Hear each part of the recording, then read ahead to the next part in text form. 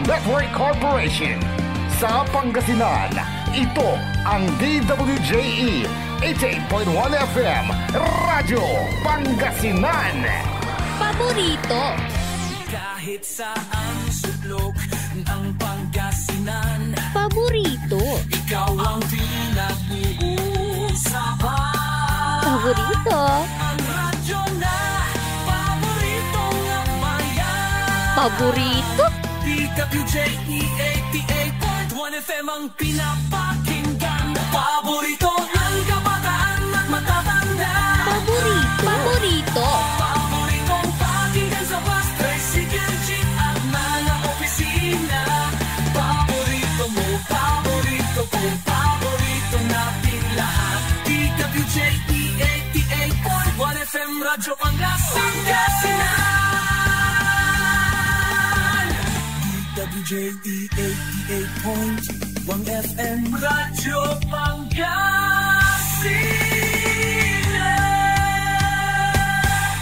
Paborito. Ang susunod na programa ay rated GP. GP? Ano yun? Garantisadong pampaborito! Mga nakalap na impormasyon, balita sa taong bayan, pagsiyasat sa mga kwentong may pinanggagalingan, paghimay ng mga isyu at detalye na bumubuo ng pampublikong usapin, eksaktong impormasyon, detalyadong balita, komprehensibong diskursyon ng mga isyu at mga matalinong paghimay sa mga usapin. Ito ang Aligwas Pangasinan Ilocano. Balita, talakayan at serbisyo publiko sa radyo. Aligwas Pangasinan Ilocano. Samahan ang maestro ng balita at impormasyon na si Jonathan Ortega. Aligwas Pangasinan Ilocano. Lunes hanggang Biyernes, alas 5 hanggang alas 6:30 ng gabi. Dito lamang sa DWJE 88.1 FM Radyo Pangasinan. Aligwas Pangasinan Ilocano. Narito na si kapaboritong Jonathan Ortega. Maligwas ang araw Pangasinan. Muli po nagbabalik ang programang maghahatid po sa inyo ng mga importanteng impormasyon at mga maiinit na balita at issue. Nandito nyo po maririnig sa programang API, Aligwas Pangasinan Ilocano Reload. Siyempre mga kasama nyo po ako mula alas 5 ng hapon hanggang alas 6 ng gabi. Ako po ang inyong public servant sa radio, Jonathan Rosario Ortega. At kasama rin natin sa ating technical control ang ating mga sound engineers, ang aking mga co-pilot ngayong araw, sina Dennis Palaganas at Nixon Dakal. Dakal pong salamat. Masantos ang araw at si kayo namin kapaborito. Ngayon po ay araw ng Miyerkules, May 28, 2025. At syempre, binabati ko ng isang maligayang kaarawan. Happy birthday sa aking napakasipag at napakabait na ama, si Norberto Ortega. Happy birthday po, Daddy. At syempre, meron pang isang nagse-celebrate din ng kanyang kaarawan ngayong May 28. Ang ating Pro 1 Regional Director na si Police Brigadier General Lou Evangelista. Magandang hapon po. Happy birthday po. At syempre napakaraming achievement ngayon ha. Dahil tuloy-tuloy yung naging tawag mo din, Operation Against Drugs. Kampanya kontra droga in Tagalog. Para kasing masakit pakinggan na ngayon kapag sinabing kampanya kontra droga, no? Nagkaroon siya ng negative implication. Kakala natin pag sinabing kampanya kontra droga, meron na namang mamamatay, ano? Pero this time naman, syempre, bibigyan naman ng tamang hustisya, ano? At malaki yung nasabat nila na amount ng illegal na droga. Diyan po sa may Rosales. Bakit napapadalas na itong paghuli dyan sa may bayan ng Rosales? Ano? kasi mukhang malapit na sa TPLEX. No? So yung tinatawag natin dyan yung yung pag nag-i-interview tayo ng mga PIDEA noon yung parang transshipment point. No, parang kumbaga sa daungan ba, parang airport, mga ganon, no? Doon ibabagsak. Tapos from there, doon na yung distribution, no ba? May nalalaman ako, Siyempre yan ay, kung ganyan pa rin yung operasyon, yung illegal operation ng drugs, Kasi dati nakakausap natin ng PIDEA, ano pa nun? Kapitan pa si General Christopher Abrahano, ng PIDEA pa siya noon bago siya nag-lateral transfer sa PNP. Yan yung mga napagkwekwentuhan noon, Kasi alam nyo, komplikado ang illegal drug trade. At syempre may mga transshipment points na tinatawag sila, At yan yung main na bagsakan, At syempre nagbukas lalo siguro, noong may mga expressway na mas madali na, ang meron tayong exit dyan sa may Urdaneta, tapos Rosales, at karamihan sa nakukuha mga bultuhan, bulto ibig sabihin maramihang numbers dyan sa may Rosales at sa may Urdaneta, At hindi ko lang alam kung sa may part ng Rosario, Binalonan at sa iba pang areas meron din ganyan. Kaya maganda itong operation ng PNP at ng mga LGUs, Congratulations. Dahil ibang-iba kapag nag-collaborate ang LGU, PIDEA at ang PNP at ang Pro1, para matapos matuldukan yung illegal na droga. Napakalaki, At maging dyan sa may Pampanga, sa may Angeles City, napanood ko at napakinggan ko sa report ni Gracie Rutao. Dyan po sa lalawigan ng Pampanga, 1 billion pesos. Mga kapaborito, yung value, yung street value nung nasa wata nilang illegal drugs po dyan. Biruin nyo yan. Sa may Angeles City. Napakalaki, At tulungan natin ang pulisya, para matuldukan po itong illegal drug trade. Kasi alam nyo, yung illegal drug trade, maraming sinisirang buhay yan, mga kapaborito, malay nyo, matulungan ninyo yung isa sa mga kaanak ninyo, mga kapamilya po ninyo mismo. Let us try to save lives, di ba?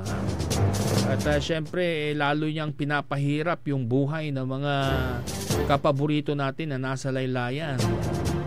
Ngayon, dahil balik na ang pasukan, wala nang quarantine, mas lalo yatang lumakas, sa obserbasyon po ng marami, lumakas itong distribution, selling ng illegal drugs, Kaya makikita po ninyo siguro yung trending, baka ang tinatarget po nilang market yung mga estudyante.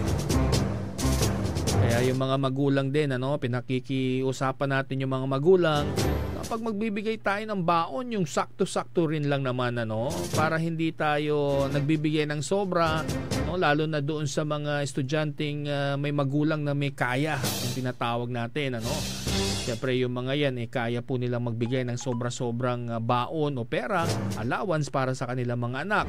Pero kailangan din siyempre i-monitor natin yung mga bata, At kahit pa 18 and above, siyempre may mga estudyante pa rin na nasa 19, 20, ganyan. Hanggat sila po ay sinusuportahan ng mga magulang, I think meron din naman kayong say dyan, At kinakailangan, tingnan natin din yung mental health ng mga bata. At para ang pamilya kasi yan ang unang-una dapat na sumasaklolo sa mga bata na mayroong kinakaharap na mga mental health issues. Importante po yan. Kasi kung sila ay may hindi naman sinasabing bad influence na barkada, parang ganun na nga siguro dahil baka mamaya nai-impluwensyahan. Kahit mabait yung anak po ninyo, kung mapapadpad yan doon sa barkadang hindi maganda ang may dudulot na impluwensya, syempre maski yung mga batang yan may impluwensyahan na rin, Kaya lagi nating i-check yung background din ng mga kaibigan nila, and try to invite them sa inyong bahay para makilala nyo, makilatis po ninyo, yung mga bata, at nang kilala rin nila kayo, At syempre ibang-iba yung alam nyo kung sino yung mga kasama lagi ng mga bata, Yan ang mahirap kapag ang mga anak natin, ako yung mga anak ko nasa malayo, Kaya mahirap i-monitor yung mga kaibigan nila. Pero I ask them from time to time kung kumusta ba yung mga kaibigan nila. So far naman, okay naman, mga nag-aaral naman kahit papaano. May mga kaunting mga hobbies kung tawagin. Dayo kung tawaging bisyo, no? Mga hobbies, yung mga pag-vape na yan, mga pag-billiards. Sabi ko naman, hinay-hinay na sa pag-vape, no? Dahil may mga nakikita na tayo mga kaso ng mga nagrereklamo ng sakit na pwedeng naililink. No, hindi ko sinasabing cause ay vaping, pwedeng naililink kako, no, sa vaping. At lately nga, nabasa ko kanina, paggising ko, isang beauty titleist, no? Sinugod sa ospital at siya po ay nag-post sa kanyang social media at nanawagan siya na sa mga kabataan na sana ay bawas-bawasan o ihinto na ang pag-vape. At hindi naman klaro, no, kung ano yung dinaramdam, kung ano yung sakit ng beauty queen na ito, kung bakit siya na-rush. Pero naibanggit niya sa kanyang social media account, tinutukoy niya doon na yung vaping, no, bawas-bawasan daw. Siguro ang problema niya upper respiratory or respiratory disease, no? Hindi natin alam. Hindi naman natin pwedeng pag-usapan ng medical condition ng tao dito. Dahil pribado po 'yan. Although pinagbasehan na lang natin ay yung kanyang social media post at ang kanyang warning doon sa mga kabataan o sa mga tao, no, na gumagamit ng vaping. Kasi alam nyo, unregulated po yan. At syempre hindi natin alam kung ano po yung mga chemical components na ginagamit po ng mga manufacturers para po magawa yung vape na. No, di ba? Baka nga mas maganda pa. Hindi ko lang sinasabing mas magsigarilyo kayo ng tobacco, no? Kasi at least yun, anong tawag mo doon? Organic, no? Yung father, hindi, yung lolo ko, he lived up to the age of 96 years old. Hanggang sa mamatay siya, nag-yoyosi siya. Iba-iba siguro ang tao, di ba? Ako, saka si Dennis, tumigil na. Ako, 8 years na ako nagtigil, no? Sa paninigarilyo. Si Det, ilang taon? 1 year. Congratulations. Kaya kung mapapansin mo, yung balat ko, reddish. Pansin mo? Kasi pink puffer. Ayan o, parang mamula. Yan, tignan mo, babalik. Siguro mga 2 years, 3 years, manonotice mo, parang mamumula-mula ka na. Kasi yung proper circulation, yung oxygen, minsan tinatry kong bumalik dahil sa madaming problema, hindi ko na matake. Kaya mo pa ba? Kasi kahit yung amoy, masakit, no? Siguro marami nakaka-relate dyan. Pero ikaw ba nag-cold turkey yung tinatawag nila? Ako hindi ko na kinain ko yung turkey. Kinain ko, mga kapaborito, yung turkey. Sino pa ba mga nag-quit? Si Sir Joey, no? Nag-quit din si Sir Joey, pero hindi ko lang alam kung nag-heated cigarette. Meron nga yung bago, yung mga heated cigarettes Pero syempre hanggat wala pa masyadong strong study, research, no, na magli-link sa mga respiratory diseases, mahirap din syempre mag-link. At sa ibang panag-uusapan naman, no, dire-diretso yung lindol, mga kapaborito. No, nakararanas po tayo ng mga pagyanig, no? At madalas po dito ngayon sa Northern Luzon din, tapos nung sa Southern Luzon kahapon, no, yung 5.1 na downgrade to 4.6 magnitude na lindol sa may General Nakar, Quezon Province. Yun, at kahit 4.6 siya, umabot po yung intensity niyan o naramdaman yung pagyanig na yan, yung epekto hanggang sa Metro Manila. Kaya nagkaroon po ng mga cancellation ng klase, cancellation ng mga trabaho, at ilang government offices din po ay nagkaroon din ng suspension na bahagya, no? At nakita natin sa Senate at sa iba't ibang ahensya ng gobyerno, nagsilabasan po sila sa kanilang mga gusali, no? Pero hindi ko napanood yata na nag-duck cover and hold to mga wala, kasi nung hearing ni Senator Tulfo, hindi naman nating nakita ang ay nako talaga, kaya kailangan talaga ang tao mapukpok, no? pukpukin natin para talagang matutunan po nila yung duck cover and hold, no? At syempre may mga makakasama tayo. Tatawagan po natin si Dr. Jerry Carwal, ang founder and chairman ng Search and Rescue Unit Foundation o SARUF, no? Sila po ay ating makakapanayam ngayon. Magandang hapon, Doc Jerry. Good afternoon. Hi, hello, Doc Jerry Carwal. Jonathan Ortega po sa Radyo Pangasinan. Yes, Jonathan. Opo. Oo, napatawag po kasi ako sa inyo ngayon dahil sunod-sunod. No, sunod-sunod yung nararanasang paglilindol kahit dito po sa Northern Luzon at kayo po ay marami na rin kayong na-attendan na seminars at kayo mismo ay nagsasagawa ng workshop. Ano po ba ang unang-unang maipapayo po ninyo pag ganito pong may mga paglilindol na nararanasan? Well, kung tayo nasa opisina, palaging kaya nga itong buwan na to ay merong mga series ng pagsasanay. Bawat mga kumpanya dahil ito naman ay nasa batas natin, yung ating Republic Act 10121 na palaging isinasaloob ng isang institusyon, kumpanya, eskwelahan o mga office ng gobyerno na magkaroon ng pagsasanay, magkaroon ng mga drills, ano? Opo. Kailangan nating maintindihan na napakasakit mangyari na tayo ay mapapahamak dahil wala tayong alam. Correct. Importante na lahat ng paghahanda, lalo na sa klase ng iba't ibang struktura ng ating ginagalawan, dapat nating maintindihan kung saan ang pinaka maayos at pinaka safe na lugar kung saan tayo ay sasandal o dadapa o gagapang. Ano kasi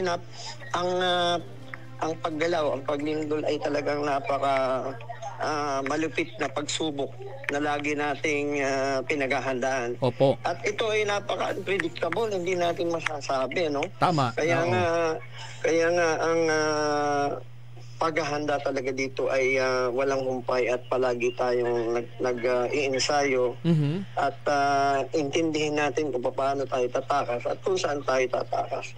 Ang pinaka-basic na sinasabi ko palagi, no? Kailangan may paliwanag mo kung anong itsura mo pagka gumagalaw, pagka lumilindol, ano?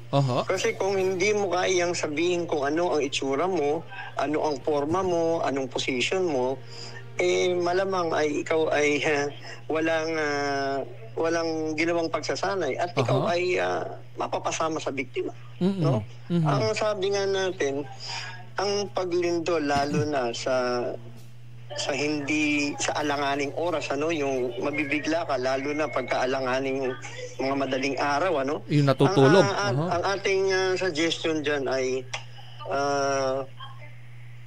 hanapin natin agad ang wall, no?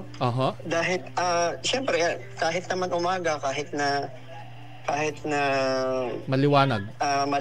Pero magsha-shutdown ng ating ilaw at babagsak yung maliliit na debris, palaki ng palaki yan. No? So, instead na magpaikot-ikot tayo at magwala tayo at mag-iiyak tayo, itataas lang natin ang ating kaliwa o kanang kamay, no? Parang naka-sideward yung pagtaas, ano? And then akma natin kakapain ang wall. Pagkatapos susundan natin yung kamay natin yan, kaliwa man o kanan, susundan ng paa kung saan papunta yung, kung saan nakatutok yung kamay mo, no? Hanggang sa makapanan natin ng pader at doon tayo bababa. Ibig sabihin, luluhod tayo ng isang tuhod lang ang nakaluhod, ano yung tinatawag nating tripod position. Wag po tayong luluhod ng dalawang tuhod kasi mahihirapan tayo niyan. Tutumba ka doon. Ngayon, habang lumalakas, pwede natin idapa na ang ating sarili habang kinakapan natin ang wall at hindi kailangan tumigil. Kailangan ay dire-diretso kang gumalaw at tingnan mo kung may babagsak, no? Kaya napakahalaga ng paggalaw natin sa wall kasi ang wall ay papunta yan sa mga lagusan, ano, sa Pinto. mga exit. Oo. Pwedeng bintana, pwedeng Aha. pinto, pwedeng hagdan. Aha. At doon tayo mag-umpisang unti-unting tumakas. Mhm. Ang dilubyo po ay pagtakas. Aha. Palagi natin ipasok sa isip natin yan. Pagka meron tayong dilubyo, lalo na ang paggalaw ng ating ground ng earthquake, Mhm. ang usapan din ay pagtakas. Aha. So, ibig sabihin, lahat ng ating galawan dyan ay isa lang ang ating objective, makaalis doon sa lugar na kung saan tayo mapapahamak. Pwedeng matrap. Okay. Oo, napakaraming opisina na puro salamin. Aha. So, siyempre, iwasan din natin yan dahil yan yung sasambulat sa atin. Aha. Ang minimum na gagapangan natin ay tubig, dugo, at bubog. Bubog. So, Correct. yan ang pinaka-minimum nating gagapangan. Mhm. At habang tumatagal, habang lumalakas ang galaw, dumadami at palaki ng palaki ang debris. Mhm. So, importanteng gumilid tayo sa wall kasi ang unang babagsak ay yung ating ceiling. Mhm. No? Ayaw natin na tatakbo tayo sa gitna. Parang yung isang nag-viral na earthquake sa internet, Mhm. tumakbo siya sa gitna ng mall, Doon bumagsak. may puro salamin yung nagpabagsakan sa gitna. Oo. Palagi tayo gigilid kasi ang unang babagsak talaga ay wall. Aha. Hindi babagsak ang wall natin. Palaging nasa gitna ng ceiling ng ating kisame ang unang babagsak yan. Mabigat. So tayo ay Oo. babagsakan. Importanteng maging alert tayo at mabilis tayong tumanggap ng command. Mhm. Kasi meron naman sa bawat opisina, sa bawat kahit sa mall, Opo. nagtitrain tayo sa mga mall, yung mga pagsasanay ginagawa ay nagbibigay ng isang hudyat yung ating mga naitoka o na-assign na leader dyan, na agad-agad nating hanapin, tingnan natin kung sino nagbibigay ng command. Aha. At sundan natin kasi silang eksperto dun sa lugar, silang nakakaalam kung saan ang safe na lagusan, Mhm. saan tayo tatakas, at kung saan yung pinaka-the best na way para hindi tayo ma-aksidente o madisgrasya.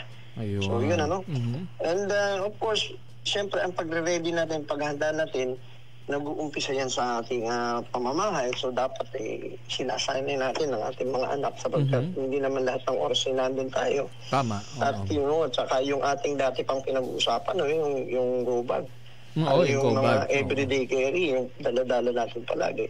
Mhm. Number one dyan, yung whistle at saka yung ating flashlight. Mhm. At yung mga bagay na kailangan nating itabi na malapit sa pinto na kung sakaling lindol ay pwede nating mabuhat at maitakas na. Kasama Kagad, natin sa pagtakas yan, no? Mhm. Ang binibigay sa ating pagkakataon ay 7 seconds lamang. Mapakaikli. 7 segundo. Ang ikli, ah. Oo. At yan ay during that moment, lahat ng tao nakatulala. Lahat Apo. ng tao ay actually namamatay yung tao, 80% na namamatay sa disaster. Nagulat lamang. Aha. Nagpanik. 80% nang namamatay hindi dahil dun sa eksaktong dilubyo. Mhm. Kung hindi, nagulat lamang sila at yung 7 segundong ibinibigay ay wala sila sa sarili. Mhm. Kaya sila napapahamak. So, importanteng palagi tayo nagsasanay, palagi natin pinapractice yung ating mga napag-aralan na ituro sa atin. At palagi nating paulit-ulitin ito. Mhm. At hindi sapat yung alam natin, kailangan nating i-apply ito, igalaw natin ang ating katawan para magkaroon tayo ng muscle memory. Yun, muscle memory. Hindi na kailangan, minsan nga nauuna pa yung galaw ng ating muscle, no? Parang reflex, no? Lagi kong example dyan, yung mga pulis, di ba?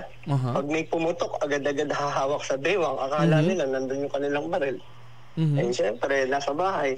Pero yung muscle memory, nauuna. At yan ang bagay na magliligtas sa atin. Kung Correct. hindi tayo nagpa-practice, wala tayong ganyang pagsasanay, hindi tayo magkakaroon ng muscle memory. Mhm.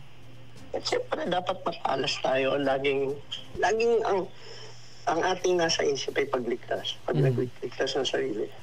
Yan ay natural reaction ng ating human body na magre-react sa anumang pagsubok na pwedeng ibigay sa ating katawan. Mhm. Kaya lagi yung may defense mechanism ang katawan natin. Correct. Kung Oo. saan tayo tatakbo, saan tayo gagalaw, Kung may sugat, agad hahawakan para pigilin ang pagdurugo.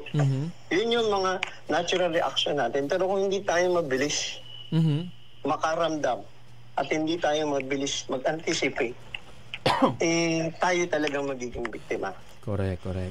Doc Jerry, alam niyo napakalaki ng Pilipinas at syempre inaabangan po kasi yung the big one diyan po sa Metro Manila. At sinasabi nila at an instant pwedeng mamatay 30,000 na katao Tayo ba diyan sa Metro Manila? Tayo ba sa Metro Manila ay ready na? Alam ko meron kayo mga efforts na ginagawa po pagtulong sa mga kampanya, i-train yung mga empleyado po riyan. Sa tingin po ninyo, ano pa ba yung mga kailangan gawin? Ano pa yung mga kailangan punan para po tayo ay maging handa pa? Paulit-ulit natin sinasabi ngayon, yung the big one na yan ay nag-derive. Kaya nagkaroon ng salitang the big one. Ang pinaghugutan yan ay yung pag-aaral. No? Metro Manila Earthquake Impact Reduction Study. 2004 pa yung ginawa. No? Nung dumating yung Ondoy ng 2009, kasi ayaw nilang ilabas itong study kasi nakakatakot nga. 25 buildings babagsak. 16 na tulay babagsak. 39,000 ang mga matay, dead on the spot. At almost 800 ang injured. 800,000 ang injured. Tapos another 18,000 pa ang mamamatay dahil sa sunog. No, kasi pag nagkaroon ng earthquake, hindi nawawala ang pagsunog. Magkakaroon ng sunog yan. At 2 milyon ang tatakas, tumatakbo palabas ng Metro Manila. They will aim the higher land, the high up, the highland para makita nila kung ano nangyari sa baba. So, kaya continuous yung ating ginagawa ng ating gobyerno sa yung tinatawag natin shake drill, taliwat kanan yan. At palaging merong pag-aaral, pagsasanay. At tinitingnan natin yung pumapaloob doon sa Myers, yung study. Naandun yung datos, naandun yung hazard map. No, kailangan talagang pagtuunan ng pansin kung saan tayo mag-evacuate, paano tayo tatakas, saan tayo dadaan, ano ang makakaharap natin. Kasi lahat ng tao dyan ay fight for survival. Kung wala siyang paghahanda, wala siyang dala kahit ano sa katawan niya, makikipagpatayan para makuha yung mga bag nung merong yung nakapag-ready na go-bag nila. Aagawin yan hanggang sa kamatayan. Kaya importante rito, very discreet yung movement mo, mag-observe ka muna, hindi ka kailangang agad-agad makipagsabayan sa takbuhan. O lagi nga natin sinasabi, we have to analyze 3 bagay. Ano ba talagang nangyayari? Ano ang option natin sa tayo tatakas? At pinakahuli, ito na ba ang tamang oras tayo ay gagalaw? Kasi kung hindi natin gagawa ng sistema yung ating movement, automatically magiging victim tayo dyan. Kasi kung makikipagsabayan tayo sa mga tao, walang naiintindihan, hindi nag-practice, walang muscle memory, at walang focus, sila yung unang victim yan. Yun. Pwede man naman tingnan sa bintana kung nagkakagulo, hayaan mo munang konti na lang ang nakatayo at saka ka makipagsabayan. Kung meron ka naman pagkain for 1 month, bakit ka makikisali? Diba? Yun ang nangyari nga sa pandemic nakaka-stay tayo sa bahay ng matagal. Diba? Basta may dapat pagkain. Meron tayong paplano. Paplanuhin natin ito. At dito sa Metro Manila ay talagang very strict yung compliant na isinasa sa katuparan ng ating mga nasa gobyerno, nasa corporate, sa mga eskwelahan. Mabuti nga yung paglindol na yan ay napakalayo naman dito sa Metro Manila sa Quezon Province nangyari yan kahapon 5.1 ang magnitude magkakasukat nila dyan kung ano, pero siyempre ibang magnitude sa intensity. So, pero naramdaman hanggang sa Metro Manila possibility ng damages. Pero sa kahapon naman hanggang sa latest ng ating mga volunteer sa field ay magandang balita naman na walang nasaktan. Pero siyempre, lahat tayo ay kabado. Lalo na kapag nasa mataas kang gusali, talagang mapipilitan kayong bumaba lahat. So ang kawawa dyan, kung ang isang gusali ay walang datos ng lahat ng mga PWD sa kanyang building, hindi niya alam kung ilan, hindi na-count ang lahat ng empleyado during that time, magkakaproblema. Kasi hindi naman ibig sabihin nagbabaan yung mga tao ay safe na. Kasi hindi natin alam kung merong naipit, may natrap. Kaya sa drill natin, we'll make sure na lagi tayong may senaryong ganyan. Kasi hindi naman palaging pag pinababa mo, kompleto, walang nadiskrasya. Para bang baka may inaatake pa sa asma yan. Baka yung lahat yan. O tapos na yung drill, lakad na kayo. Yun ang kakilakilabot na drill na ginagawa ng mga nasa corporate. Yun ang nakakapagtaas balahibo para sa amin. Parang worst case scenario. Kasi hindi mo naman inisip. Paano kami na-trap? Sino in charge diyan? Sinong mananagot yan? Pag na-disgrasya na, saka na magsisisihan yan. No? And then, yung mga strict compliant doon sa safety nets, yung mga safety managers na gumagalaw during that time na nati-drill, paano nila binibigyan ng importance yung pagsasurvey dyan, safety survey, para tingnan kung ano yung mga may mga na-damage na doon sa building, para mai-record dyan at maibalita sa management ng building.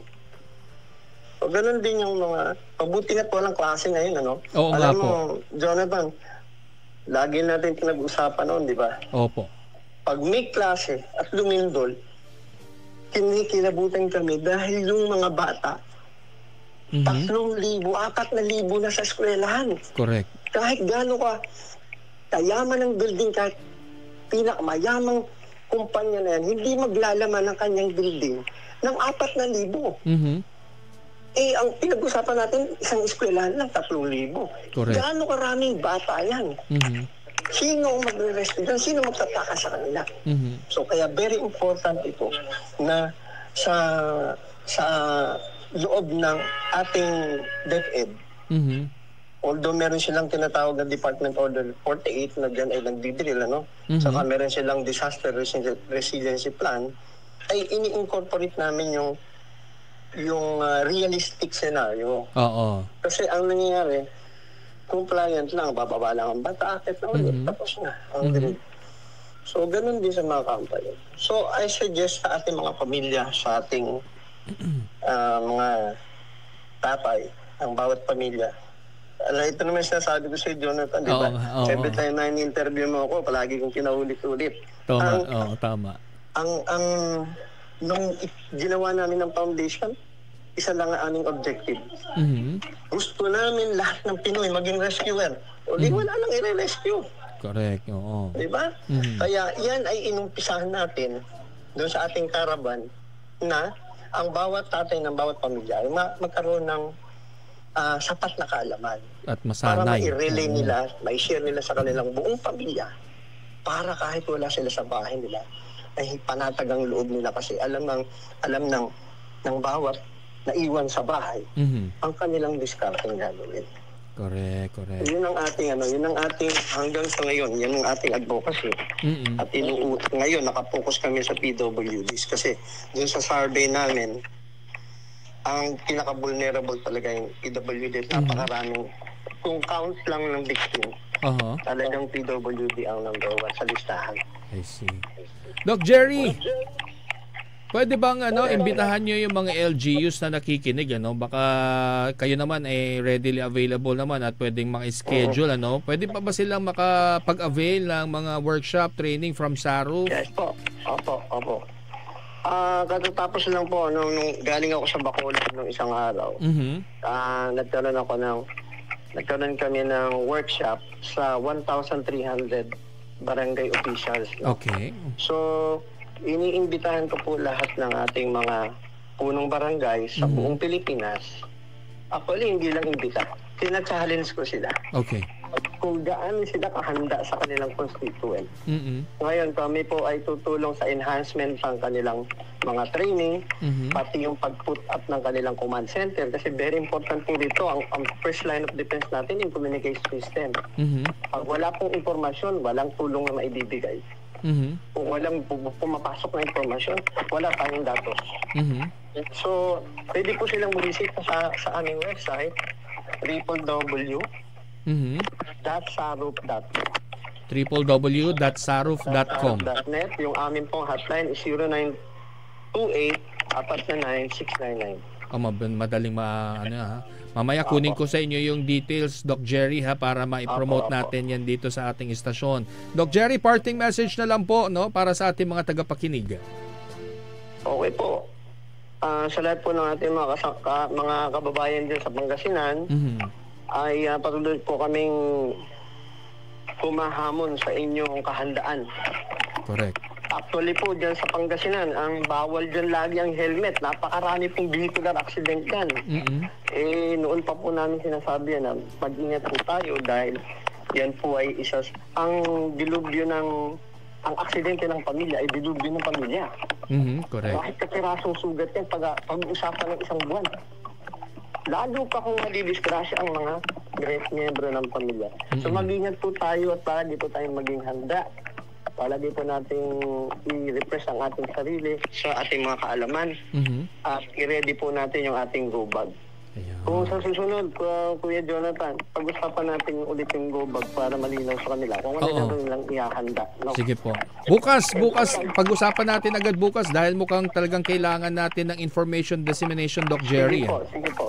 Ayan. So, magpapasalamat ulit ako sa pagkakataong binigay mo dyan sa iyong programa at binabati ko lahat ng ating mga tagapakinig kasama dyan sa Pangasinan na naghahanda. So, sinasalin ko yung ating mga tatay. Maganda po tayo. Diyos ti Agnina, kada kayo amin apo. Thank you. Thank you very much, Dr. Jerry Carwal, ang ating pong founder and chairman ng Search and Rescue Foundation of Saruf. Maraming salamat, Dr. Jerry. Thank you. Ayun.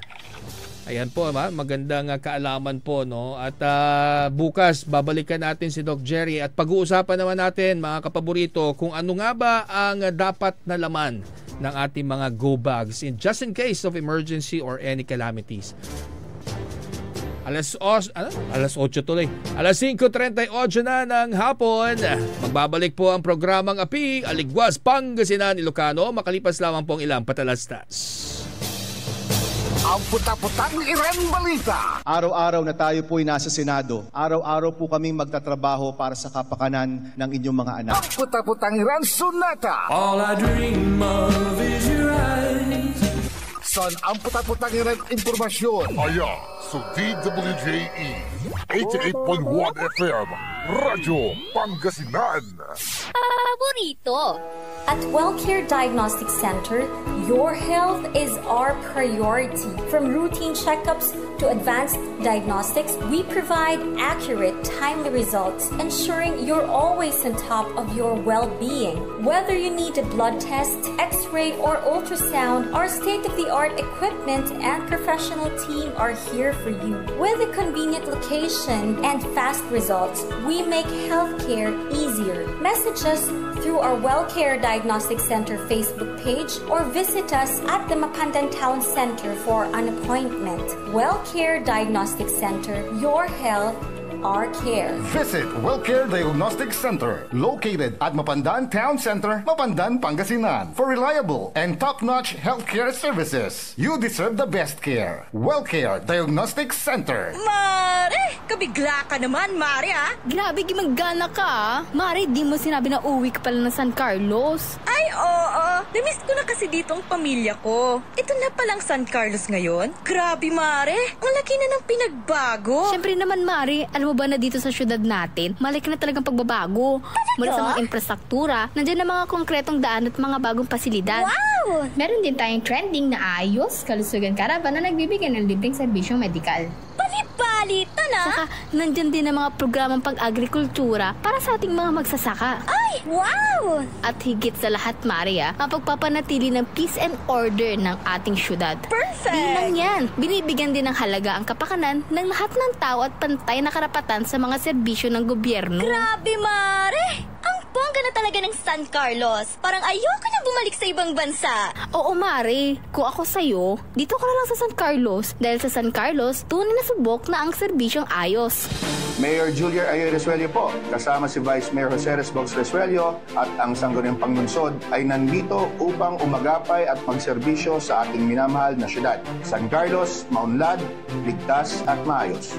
Hindi ba napapansin ang inyong negosyo, mga kapaborito? Abay, magpa-advertise ka na dito sa DWJE 88.1 FM Radyo Pangasinan.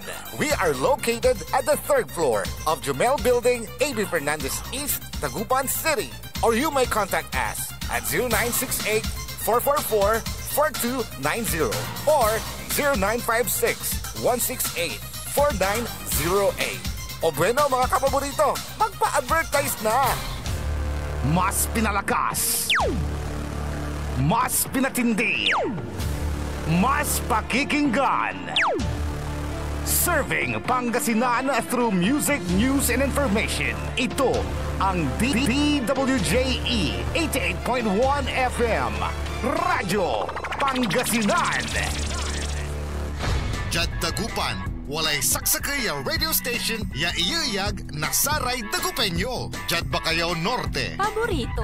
Bacayao Sur, Paborito. Barangay 1, Paborito. Barangay 2, Paborito. Barangay 4, Paborito. Tanchat Bulusan, Paborito. Aya, so 88.1 Radyo Pangasinan.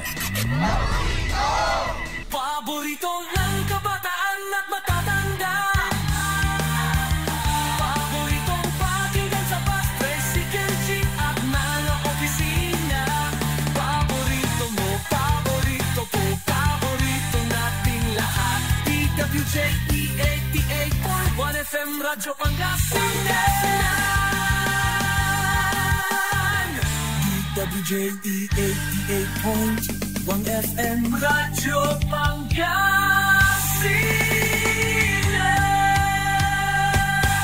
Paborito. Narito na si kapaboritong Jonathan Ortega. Maligwas ang araw, Pangasinan! Muli po nagbabalik ang programang Abi! Aligwas Pangasinan Ilocano Reload! At syempre, ako pa rin po ang inyong public servant sa radyo, Jonathan Rosario Ortega. Samantala, narito po muna ang mga balitang dapat niyo pong malaman ngayong araw ng Miyerkules.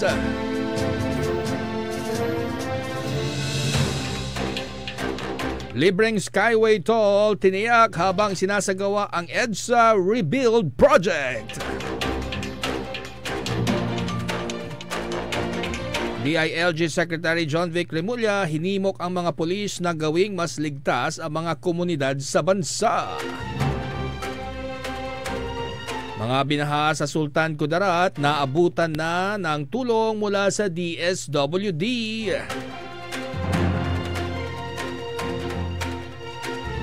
Harry Roque posible umanong tumakas gamit ang backdoor exit ayon sa DOJ. Pangulong Bongbong Marcos Jr. hindi umano gusto ang impeachment versus VP Sara.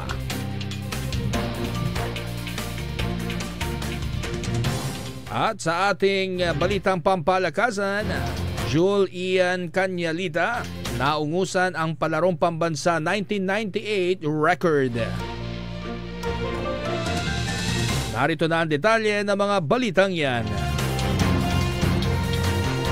Ayon sa pinagsamang pahayag ng Department of Transportation at Toll Regulatory Board, puspusan nilang tinutukoy ang mga posibleng solusyon upang matugunan ang inaasahang pagkalugi ng kumpanyang San Miguel Corporation SMC, operator ng Skyway, bunsod ng planong pagpapatupad ng toll holiday sa ilang piling bahagi ng Skyway Stage 3. Ang toll holiday na ito ay patutupad habang isasagawa ang konstruksyon para sa EDSA Rebuild Project.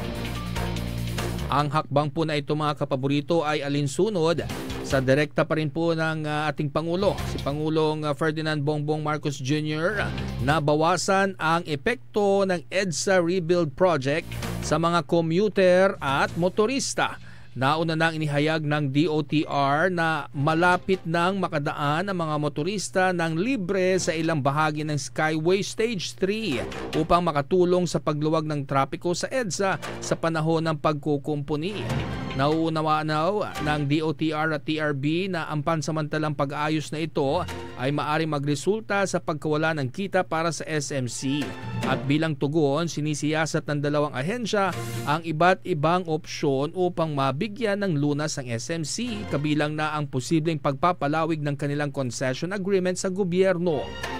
Umaasa naman ng DOTR sa pagkakataong ito ng bayanihan, kasama po ang pribadong sektor, upang kahit paano ay maibsan ang pasanin ng mga motorista at pasahero habang patuloy na ginagawang mas mahusay, mas ligtas at mas maginhawa ang EDSA para po sa lahat. At ganun din ang MMDA. Ipapatupad din po nila yung nakatakdang EDSA rehabilitation itong buwan ng June. Sa press conference nga po nung Lunes, May 26, binigyang diin din ng MMDA at DOTR na ilang serbisyong ipapatupad upang maibsan daw ang inaasang pagbigat naman ng daloy ng trapiko kapag nagsimula na ang malawakang pagkukumpuni sa kahabaan po ng EDSA.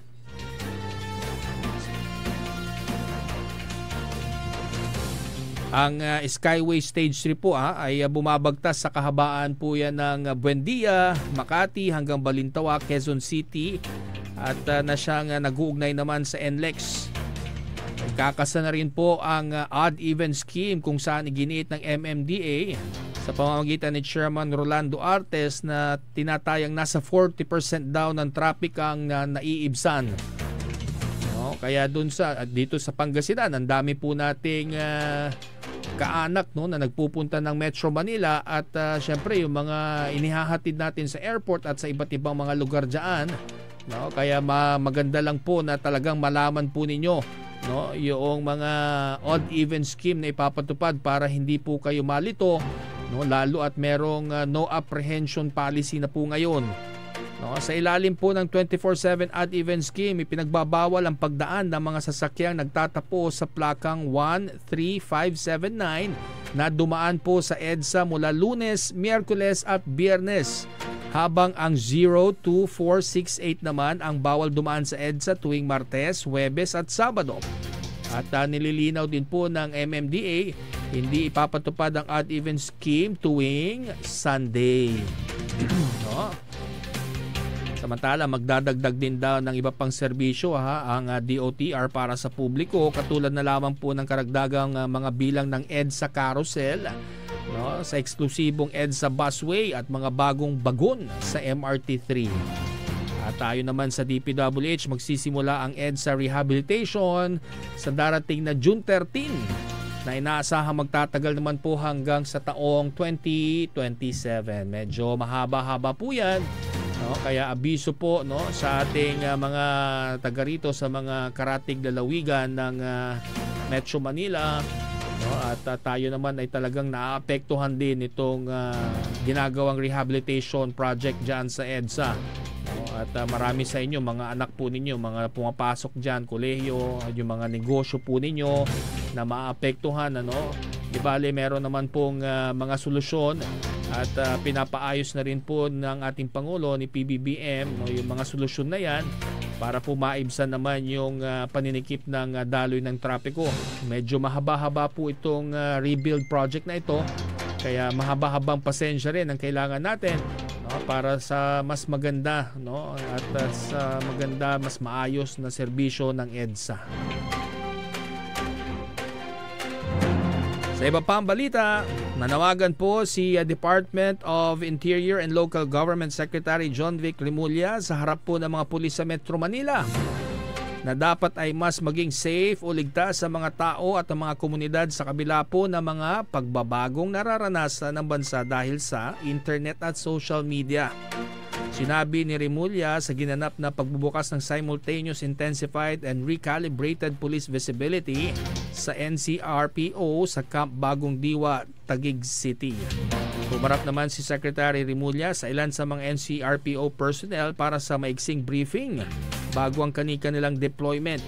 Saglit rin na ininspeksyon at kinumusta ni Secretary Remulla ang kalagayan po ng ilan sa mga pulis ng NCRPO bago ito magtungo sa Camp Karingal.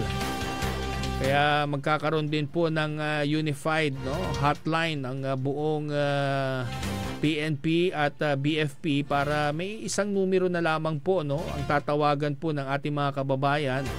At syempre sa pamamagitan po niyan mababawasan na rin yung pagkalito sa dami ng numerong tatawagan, di po ba? At syempre importante na rin po na talagang pag-ibayuhin pa yung police visibility sa mga kalsada para po mapanatili yung maayos at matahimik na kapaligiran. Alam nyo, yan po ang isa sa mga sangkap para umusbong yung local economy at naniniwala tayo na number 1 talaga ang peace and order para maging asensado ang isang lugar dito sa ating bansa. Okay? Samantala, sa ilalim naman po ng mandato ni Pangulong Ferdinand Bongbong Marcos Jr. na tiyaking maagap na maihatid ang tulong sa mga apektadong mamamayan, agad na nagsagawa po ng relief operation ang Department of Social Welfare and Development o DSWD Field Office 12 noong pong Sabado, May 25 para tugunan yung pong pangangailangan ng mga pamilyang sinalanta ng matinding pagbaha sa may Kalamansig at Lebak sa may Sultan Kudarat po yan. Biruin nyo, wala pang bagyo yan mga kapaborito, pero matinding pagbaha na yung nararanasan ng mga kapaborito natin dyan sa Sultan Kudarat. May kabuang 2,280 families mula sa Kalamansig at Lebak sa Sultan Kudarat ang nahatiran na po ng tulong ng DSWD. Ang mga residente naman ay kabilang din sa naapektuhan ng matinding pagbaha bunsod ng patuloy po na pag-ulan, dala naman ng Intertropical Convergence Zone o ITCZ. Sa kabuang bilang, may 721 families ay mula po sa may barangay Cadiz, Obial at Sangay sa may Kalamansig. Habang ang 1,551 na pamilya naman ay mula naman sa mga barangay ng Salaman, Pasandalan at Poloy-Poloy sa Lebak. May kabuuan na pong 1,618,800 pesos na halaga ng family food packs o yung FFP ang naipamahagi na po sa mga apektadong pamilya mula sa kanilang warehouse sa may Kalamansig. At bilang tugon na mahagi na rin ng DSWD Field Office 12 na mga kahon ng family food packs sa tulong ng Municipal Social Welfare and Development Office at Municipal Disaster Risk Reduction and Management Offices at ang mga lokal na pamahalaan. Makakaasa naman ang ating mga kababayan na patuloy ang aksyon ng ahensya upang matiyak po na agad na makakarating ang tulong sa mga pamilyang nangangailangan. Mga kapaborito, at nag-uumpisa na po yung kalamidad dyan po sa Mindanao at nakita naman natin yung mabilis na responde ng DSWD bilang pagtugon po doon sa panawagan ng ating Pangulong Bongbong Marcos Jr. na laging bilisan yung aksyon, yung pagresponde sa mga tulong dahil ang mga tao na tinatamaan po ng mga kalamidad ay kinakailangan po nila yung mga pagkain. Dahil pag ganito pong may pagbaha, matinding pagbaha, kasi tayo dito sa Pangasinan, talagang alam na natin yung drill dyan, resilient na nga po tayo dito sa Pangasinan. At kapag meron tayong nararanasan mga pagbaha, marunong na po tayo, Kaso syempre, hindi naman po lahat ay laging naka-ready. Kaya dito sa Pangasinan, alam natin ang pagkilos ng DSWD Regional Office 1 mabilis din. At nagpapamigay kaagad po sila ng family food packs tuwing nakakaranas po tayo ng mga matinding pagbaha dito. At syempre mga kapaborito, importante rin po para hindi tayo maging biktima ng matinding pagbaha. Hanggat maaga pa lang, alam na natin may bagyo, pwede na tayong lumikas sa mga evacuation center para tayo ay hindi masyadong maapektuhan at yung mga gamit po natin, mga pinagkakabuhayan po natin tulad ng mga alagang hayop sa bukid ay ilagay na po natin, no, sa mas mataas na lugar para hindi po tumindi yung pinsala, kasi alam nyo marami dito rin sa Pangasinan ang farmers at inaasahan po rin natin dito yung ating mga alagang hayop sa bukid na para makatulong sa ating paghahanap buhay at pagsasaka. Kaya matindi ang impact kapag tayo ay namamatayan ng mga alagang bukid. Kaya andyan naman ang DSWD, ano, para tumulong, handang tumulong kasama ng mga MSWDs, CSWDs, ang local government units ay lagi rin pong nakaantabay, no, para po laging maghatid ng tulong, no, sa ating mga kababayan. At syempre malapit na po ang wet season, panahon na naman ng pag-uulan, pagbaha, no, at talagang nag-iiba na rin po ang panahon natin. Kailangan na maging observant tayo. Huwag na nating hintayin na tumaas yung pagbaha, di ba? Sa iba pang balita, ibinunyag naman ng Department of Justice na posibleng makalabas ng bansa si Attorney Harry Roque sa pamamagitan ng backdoor exit sa Tawi-Tawi patungong Malaysia. Ayon kay DOJ Secretary Jesus Crispin Remulla, nitong Martes, posibleng tumakas si Roque gamit ang speedboat o lokal na bangka patungong Malaysia. Sa pamamagitan umano nito, ito ng karagatang malapit sa Sipadan Island, isang kilalang likurang ruta o backdoor palabas ng Pilipinas sa katimugang bahagi ng bansa. Sinabi rin ni Secretary Remulla na may hawak si Roque nang hindi bababa sa 2 Philippine passport at inihahanda na ng ahensya ang pagkansela sa mga ito kasabay ng pagturing nito kay Roque bilang pugante. Kamakailan naman naglabas ng warrant of arrest ang Angeles City Regional Trial Court kay Roque, Cassandra Ong at 48 iba pa na kaugnay naman sa kasong human trafficking dahil sa operasyon ng Pogo sa Porac, Pampanga. Mariing umanong itinatanggi ni Roque ang umano'y paratang laban sa kanya at nananatiling aktibo sa social media. Siyempre, no? Innocent unless proven guilty. Sa ating balitang pampalakasan, umukit naman ng marka sa kasaysayan si Jule Ian Cañalita ng Central Visayas matapos mabasag ang record mula pa noong 1998 sa 5,000 meter run sa palarong pambansa. Nasungkit ng 16 anyos na si Cañalita ang gintong medalya sa 5,000 meter run secondary boys sa palarong pambansa 2025 matapos itala ang oras na 15 minutes at 16.31 seconds. Kasabay nito nabura ni Cañalita sa 27 years na record na hawak naman ni Crescencio Cabal na may naitalang 15 minutes at 38.4 seconds.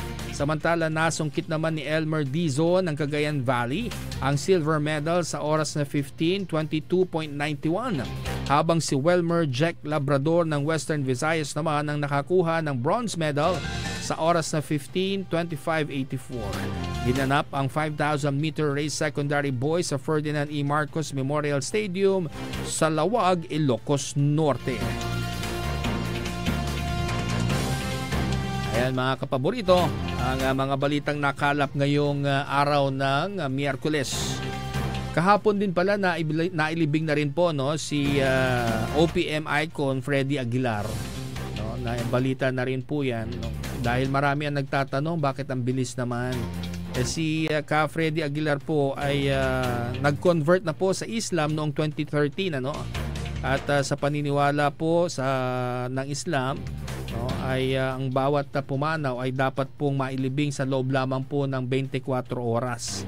Kaya ganun po ang rason, no. Kaya marami naman ang nakaintindi, no, sa kaugaliang ito, no, sa paniniwalang Islam.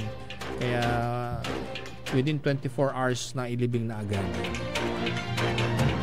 Ayan mga kapaborito, ha, malapit na po ang tag-ulan, ano? At syempre nag-uulan-ulan na rin. Papansin niyo dumadami na rin yung mga lamok. Kaya mag-ingat-ingat po tayo sa kagat ng lamok. No? At magsuot na lang po tayo ng mga proteksyon at mag-spray na lang tayo, no? Pati yung mga gulong, bote na may tubig, itaob nyo na po yan, no? Para po walang pangitlugan ng lamok na may dalang dengue virus na magdudulot ng dengue fever sa mga bata, no? Maraming bata ang naapektuhan yan dahil mahina pa ang kanilang resistensya. Kaya lagi tayo magpapaalala ulit, no? Malapit na naman ang dengue season. Ingat-ingat po tayo mga kapaborito. Oras natin, 6:00 na po ng gabi. Nabitin lang tayo, no? Pero bukas, babalikan po natin si Doc Jerry Carwal para pag-usapan muli yung mga go bags, no? At yung mga dapat gawin in case of emergency tulad ng mga paglindol dahil wala namang makapag forecast kung kailan lilindol, no? Bagamat importante na maging handa po tayong lahat at lahat po ng mga breadwinner, mga fathers, mothers, no, kailangan mag-research tayo, no, kung gaano tayo kabilis magmarites, dapat ganun din tayo kabilis mag-react kapag may mga lindol. Ako po ang inyong public servant sa radyo, Jonathan Rosario Ortega. Ito po ang programang API, Aligwas, Pangasinan, Ilocano Reload. Nagsasabing maraming salamat at magandang gabi, kapaborito!